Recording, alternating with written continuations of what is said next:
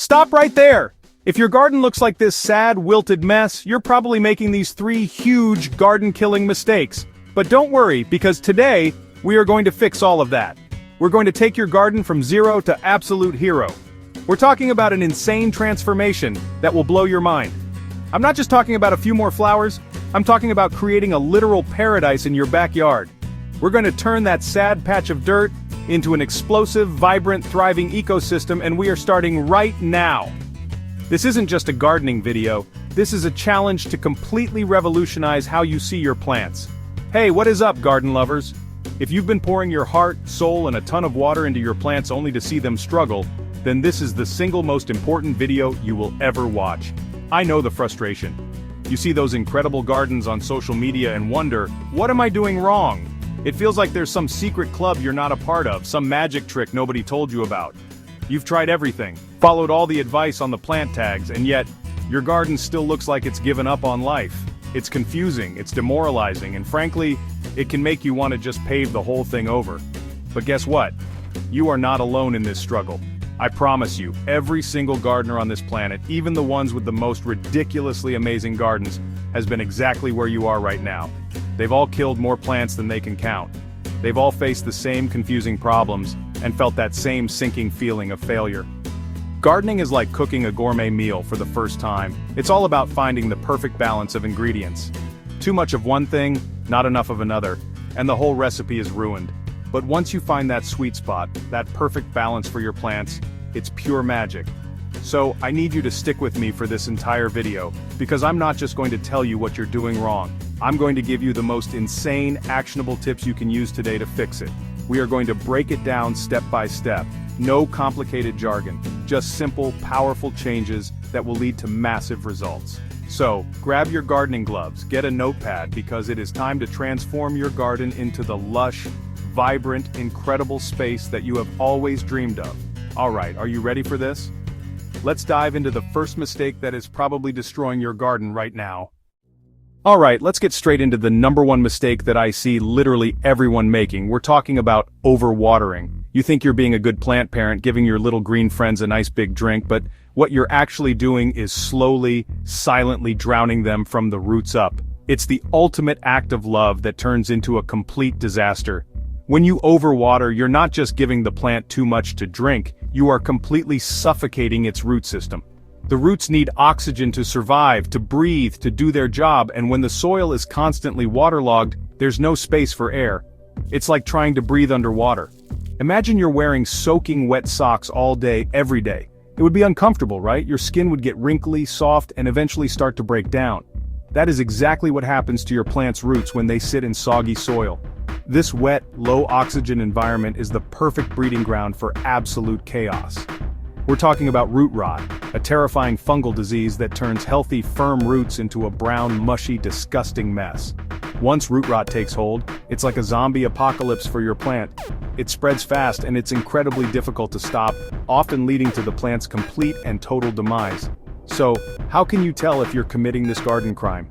The signs can be super confusing because, believe it or not, an overwatered plant often looks a lot like an underwatered plant. The leaves might turn yellow, they might wilt and look droopy, and you might even see some stunted growth. This is because the damaged, rotting roots can no longer absorb the water and nutrients the plant needs to survive. So your first instinct is probably to give it more water, which is literally the worst thing you could possibly do. You're essentially throwing gasoline on a fire, accelerating the plant's journey to the compost bin. The key is to ignore the leaves for a second and focus on the real evidence, the soil.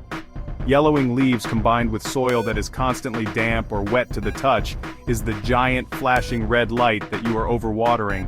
You might also notice a funky, swampy, or moldy smell coming from the pot, which is a dead giveaway that things are going very, very wrong below the surface.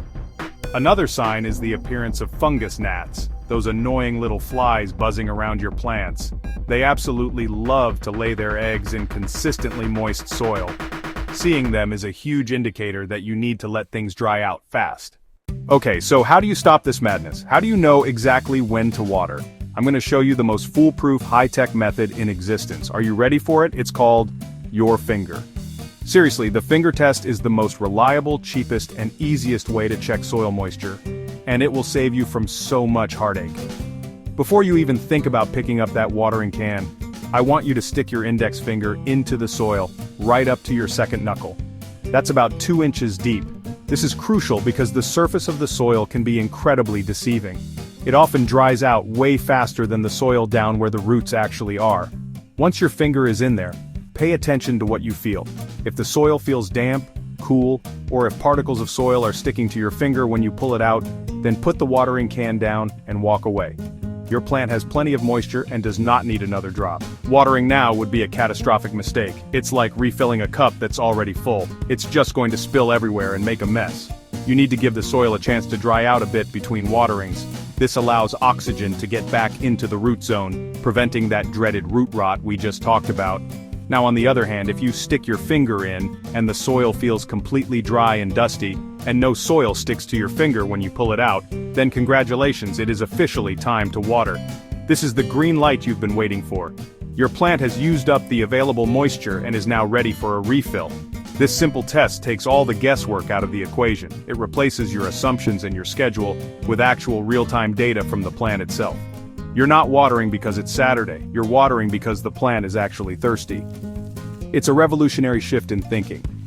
For those of you who want to get a little more technical, or if you have a massive garden and don't want to poke your finger in 100 pots, you can invest in a soil moisture meter.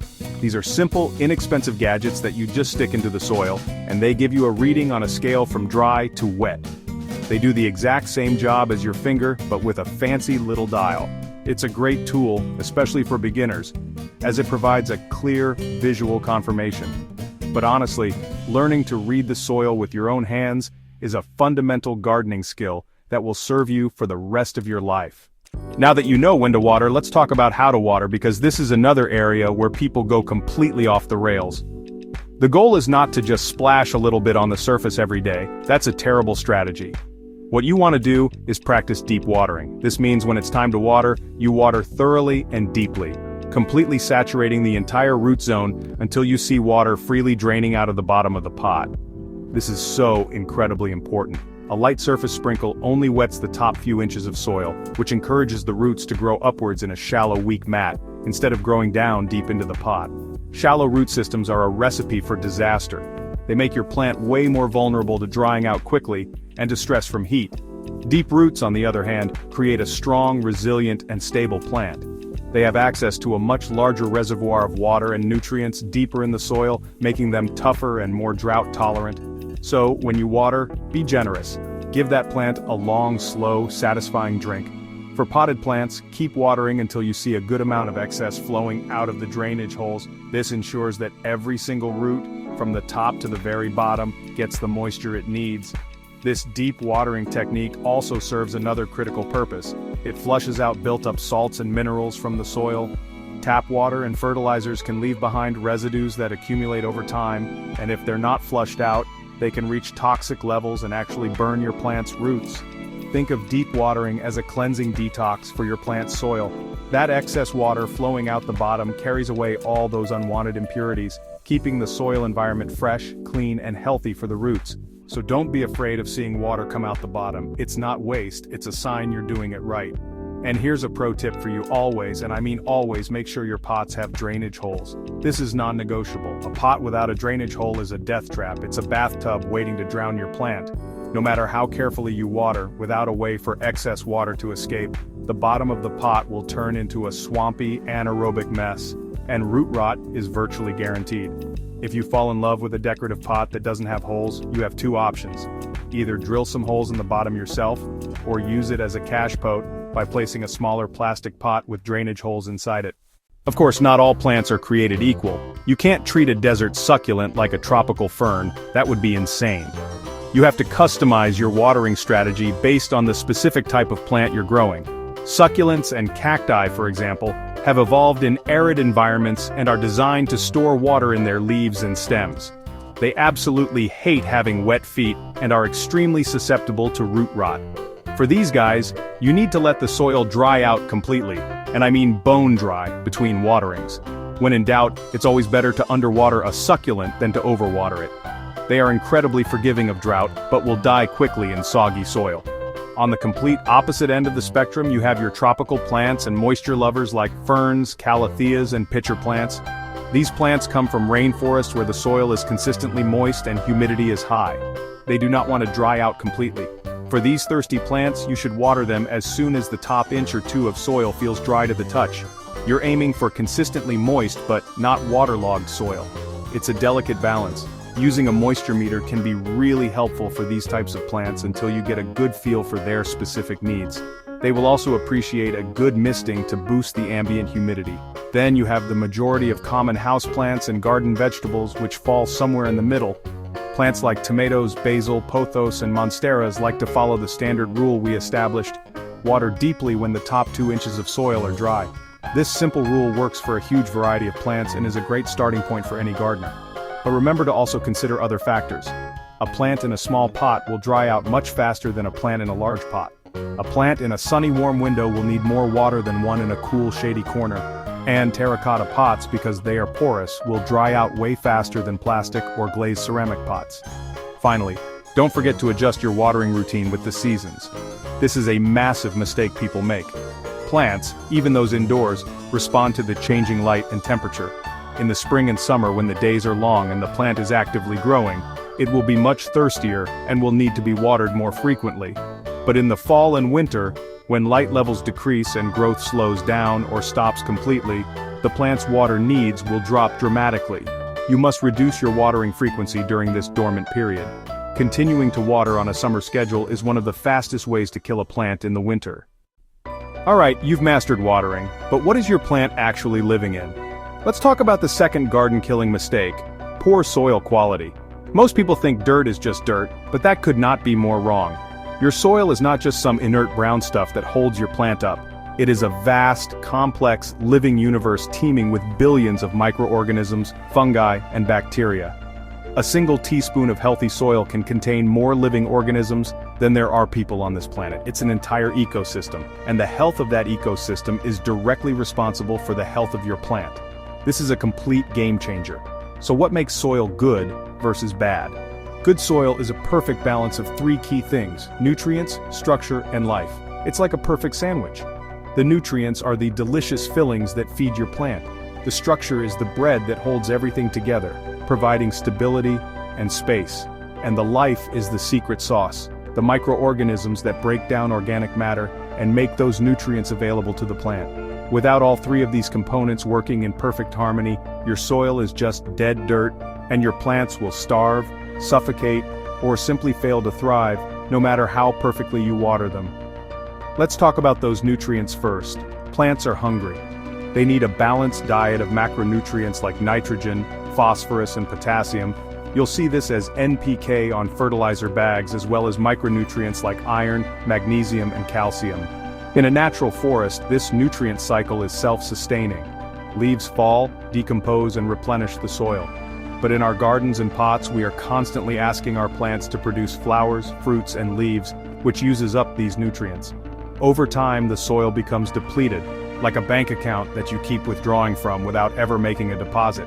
This is why just using old, tired soil from your yard, or reusing the same potting mix over and over again, is a recipe for failure. You're essentially giving your new plant a home with an empty fridge. The plant might survive for a little while on its stored energy, but eventually, it will start to show signs of nutrient deficiency. You'll see yellowing leaves, a classic sign of nitrogen deficiency, stunted growth, or a lack of flowers and fruit. To fix this, you have to actively replenish the nutrients in your soil, and the absolute best way to do that is with the king of all soil amendments, compost. Compost is the single greatest thing you can add to your garden, and honestly, I am not exaggerating here. It is pure black gold. Compost is simply decomposed organic matter, things like leaves, grass clippings, and kitchen scraps, that has been broken down by microorganisms into a rich, dark, crumbly substance that is packed with every nutrient your plants could ever dream of. It's basically a superfood for your soil.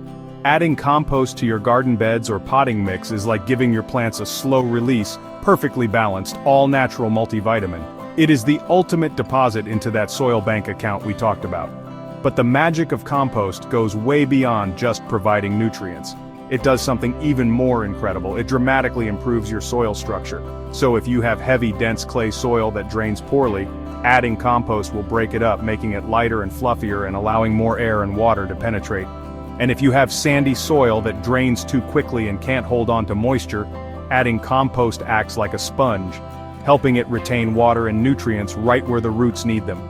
It is the great equalizer. It makes any type of soil better. It's almost unbelievable how one single ingredient can solve so many problems.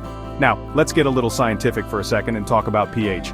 Don't worry, this is super simple. Soil pH is just a measure of how acidic or alkaline your soil is, on a scale from 0 to 14. A pH of 7 is neutral. Most plants are happiest in a soil that is slightly acidic to neutral, somewhere in the range of 6.0 to 7.0. Why does this matter so much? Because the soil's pH level directly controls the plant's ability to absorb the nutrients that are in the soil. It's like a locked door.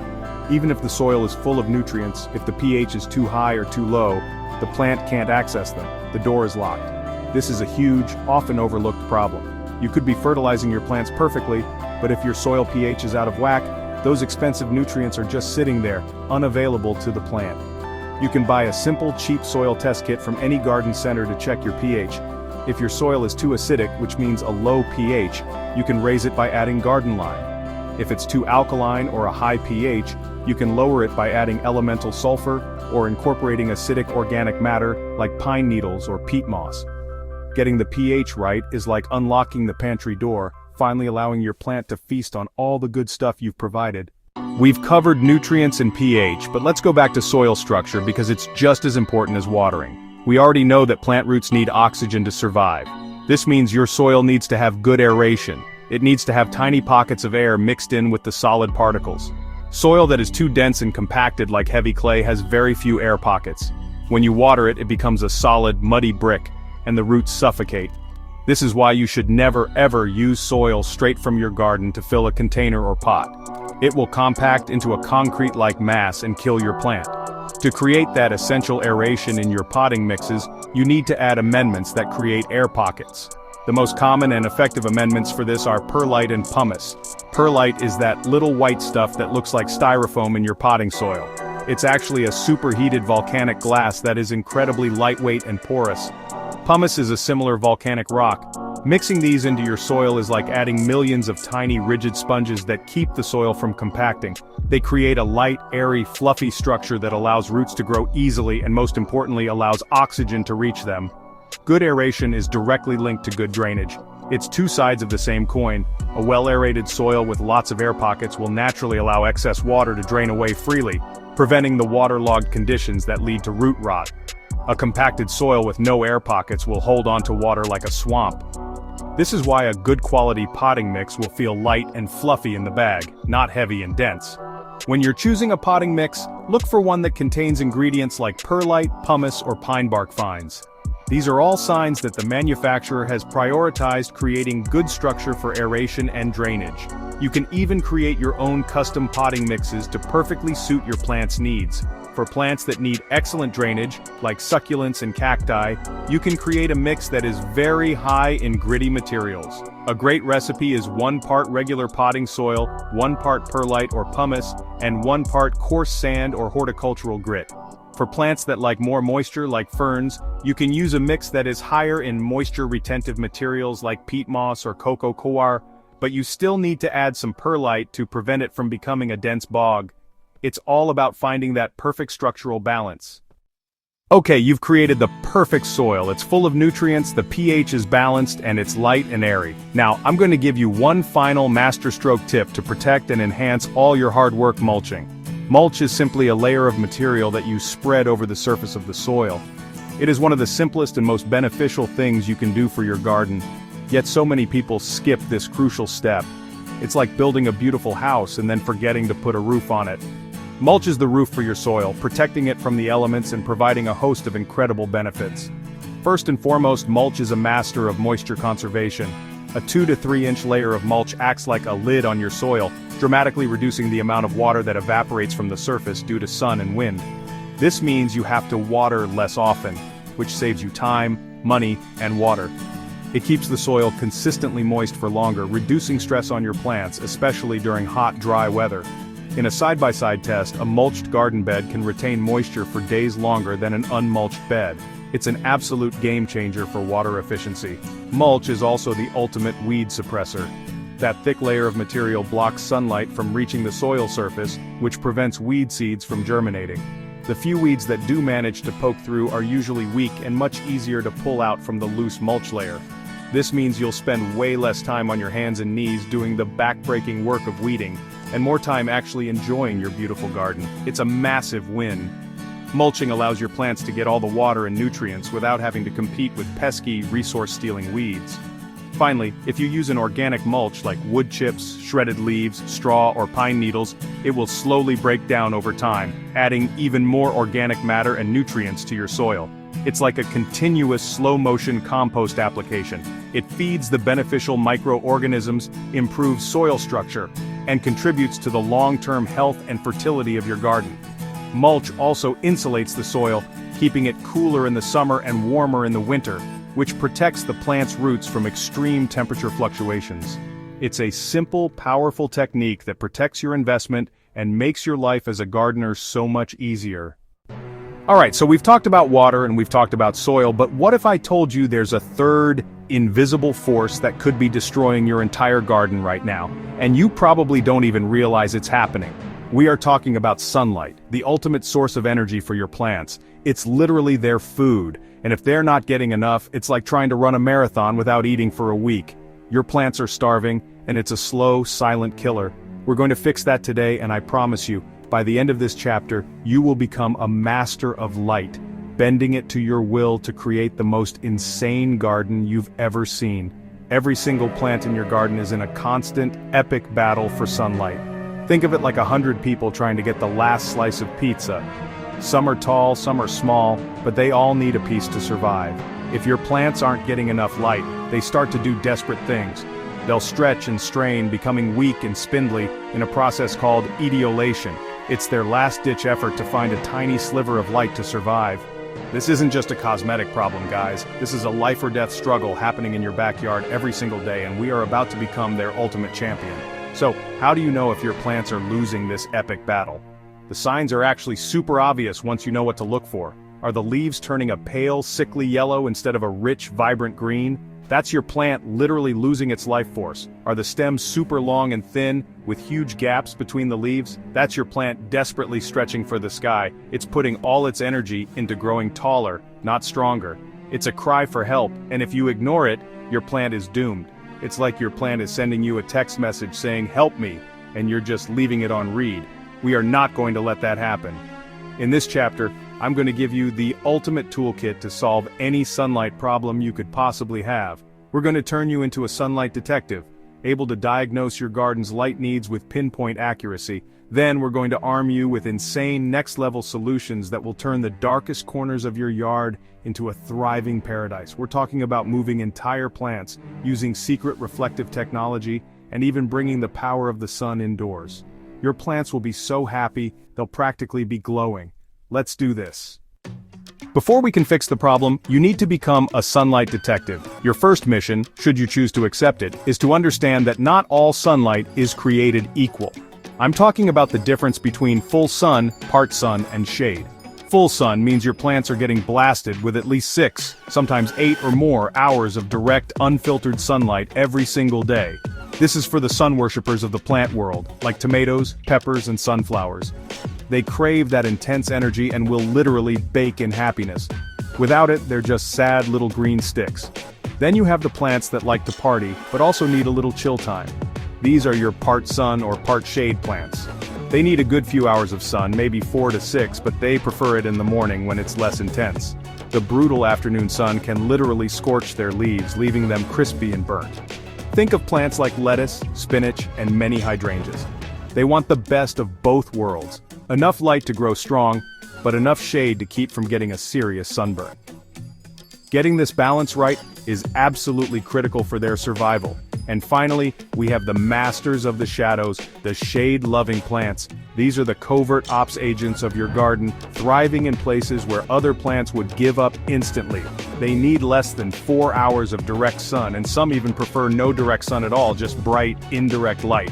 We're talking about beautiful ferns, hostas, and impatiens. Putting these guys in full sun is like putting a vampire on a beach in the middle of the day. It's not going to end well. They have adapted to survive on less, and that's their superpower.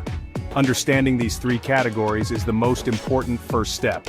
So, your challenge is this.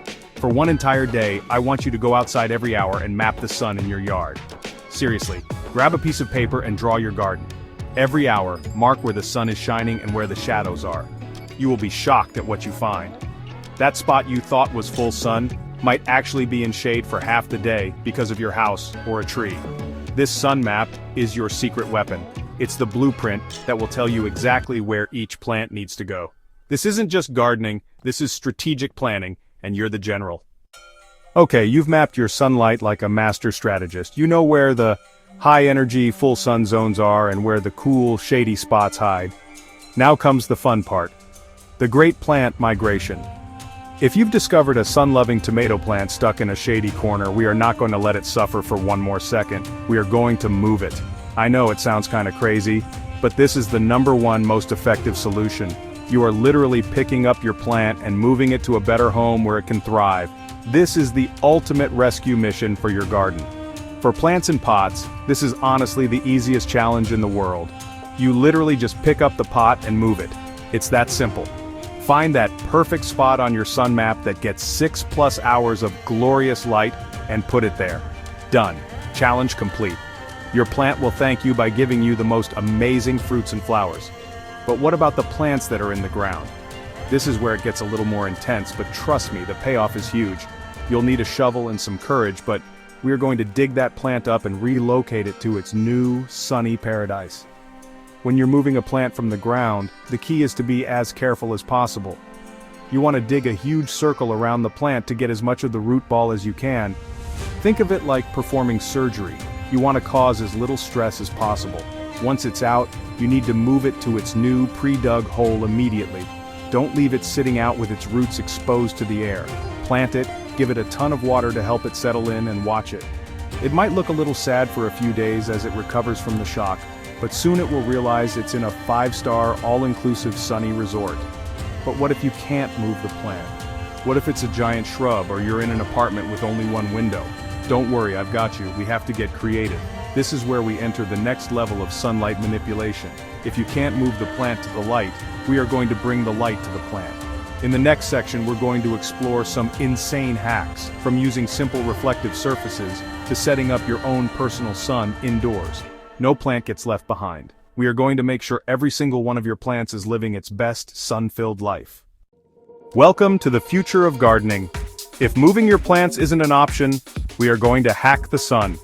Our first crazy hack is so simple and cheap, it's almost unbelievable: reflective surfaces. We are going to turn your garden into a house of mirrors to bounce sunlight into those dark, forgotten corners. You can use anything. White painted walls or fences are amazing at reflecting light. You can even lay down white gravel or stones around the base of your plants. It's like giving your garden a set of pearly white teeth that smile light back onto your plants. But we can go even bigger. I'm talking about using actual mirrors or sheets of reflective mylar, the same stuff they use in greenhouses and spaceships. You can strategically place these around your garden to catch direct sunlight and bounce it into shady spots. Imagine setting up a mirror that catches the morning sun and aims it directly at a sad-looking plant stuck behind your shed. You are literally bending light to your will. This is some mad scientist-level gardening, and it costs almost nothing. The difference it can make is absolutely insane. Your neighbors will think you're a wizard. Now for the ultimate power move, especially for all you indoor gardeners: grow lights. If you have zero natural light, we will create our own sun. Grow lights have gotten so good and so cheap, it's a complete game changer. You can buy simple clip-on lights or full-spectrum LED panels that perfectly mimic the light of the sun. This means you can grow literally anything, anywhere, anytime. You want to grow tomatoes in your basement in the middle of winter? You can do that. It's like having a pocket-sized sun that you can turn on and off whenever you want. Finally, don't forget that the sun's path changes with the seasons. The spot that was full sun in the summer might be full shade in the winter as the sun gets lower in the sky.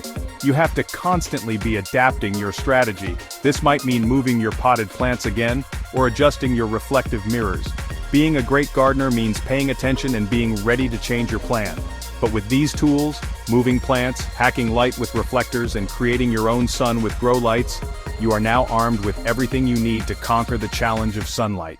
Your garden is going to be unstoppable. And that's it! We have conquered the 3 biggest garden-killing mistakes in the world: overwatering, poor soil, and lack of sunlight. You guys didn't just watch a video, you went through an intense training montage and have come out the other side as certified garden masters. You now have the knowledge to save any plant, conquer any backyard, and build the garden of your dreams.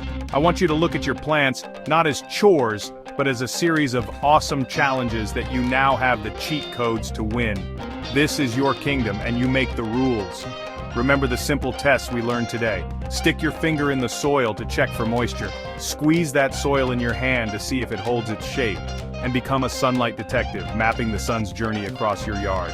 These simple actions are the secret keys to unlocking your garden's true potential. It's not about buying expensive, fancy stuff. It's about understanding what your plants are trying to tell you. You are now fluent in the language of plants, and that is an incredible superpower that will stick with you for the rest of your life. So I have one final challenge for you. Go outside right now, find one thing you can improve using what you learned today, and do it. Add some compost to your soil, move a pot to a sunnier spot, or just promise to check the soil before you water next time. Small changes lead to massive results. And when you see those results, greener leaves, bigger flowers, tastier vegetables, I want you to remember that you did that. You took on the challenge and you won. That's an amazing feeling, and it's what gardening is all about. Thank you guys so much for watching. If this video helped you, destroy that subscribe button and hit the bell so you don't miss our next crazy challenge. We're just getting started on this channel, and we have so many more insane gardening projects planned that you are not going to want to miss. Leave a comment below telling me which mistake you were making and what you're going to do to fix it. I read every single comment, and I can't wait to see what you all accomplish. Now go out there and build something amazing. See ya.